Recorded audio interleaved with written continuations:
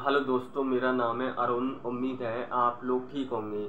दोस्तों, महाराष्ट्र विधानसभा चुनाव के लिए भारतीय जनता पार्टी ने अपनी तीसरी लिस्ट जारी कर दी है और इस लिस्ट में 25 उम्मीदवारों के नाम शामिल हैं। बीजेपी ने यह लिस्ट कल सोमवार दोपहर को जारी की थी। बीजेपी ने अब तक महाराष्ट्र में 146 उम्मीदवारों को टिकट दे दिया है।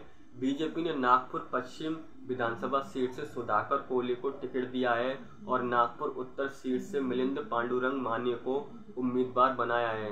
बीजेपी ने मुंबई की बोरीवली सीट पर एक बार फिर उम्मीदवार बदला है। विधायक सुनील राणे का टिकट काटकर संजय उपाध्याय को मौका दिया है।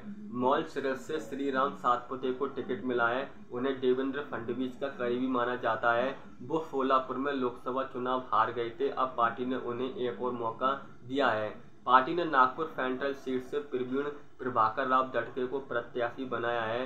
बीजेपी ने जितेश अंतापुरकर को बेंगलुरु से टिकट दिया है। इन्होंने 2021 में कांग्रेस के टिकट पर उपचुनाव जीता था और इन्हें पूर्व सीएम अशोक चव्हाण का करीबी माना जाता है। इसके साथ ही भारतीय जनता पार्टी ने महाराष्ट्र की नांदेड़ लोकसभा सीट से उपचुनाव के लिए उम्मीदवार घोषित कर दिया है। बीजेपी ने नांदेड़ लोकसभा सीट से डॉक्टर संतोष मातोतराव हेम्ब्रेंडे को कैंडिडेट बनाया है और इस सीट से कांग्रेस पार्टी करीब 12 दिन पहले ही उम्मीदवार घोषित कर चुकी थी। कांग्रेस पार्टी ने इस सीट से बसंतराव चव्हाण के बेटे रविंद्र बसंतराव चव्हाण को टिकट दिया है। महाराष्ट्र की नांदेड़ लोकसभा सीट से कांग्रेस सांसद बसंतराव चव्हाण का निधन 26 अगस्त को हुआ था। उनकी डेथ 82 साल की उम्र में हो गई थी, इसलिए यह सीट खाली हो गई है। कांग्रेस ने नांदेड़ लोकसभा सीट से इनके बेटे रविंद्र बसंतराव चव्हाण को टिकट दिया है और बसंतराव चव्हाण ने 2019 लोकसभा चुनाव में भाजपा के गोविंदराव चिखलीकर को 59,000 से ज़्यादा वोटों से हराया था।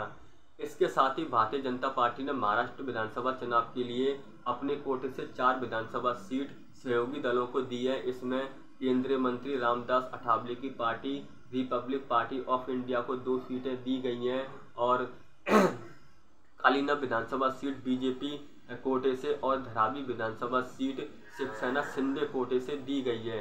रामदास अठावले की पार्टी लगातार अपने लिए 5-6 सीटों की डिमांड कर रहे थे, लेकिन बीजेपी ने एक और शिवसेना शिंदे गुट ने 1 सीट देने का ऐलान किया है और रिपब्लिक पार्टी ऑफ इंडिया के अलावा बीजेपी ने 1 सीट युवा स्वाभिमान पार्टी को बडनेरा सीट और राष्ट्रीय समाज पक्ष को गंगाखेड़ और जन स्वराज्य शक्ति को साबाडी सीट देने का ऐलान किया है।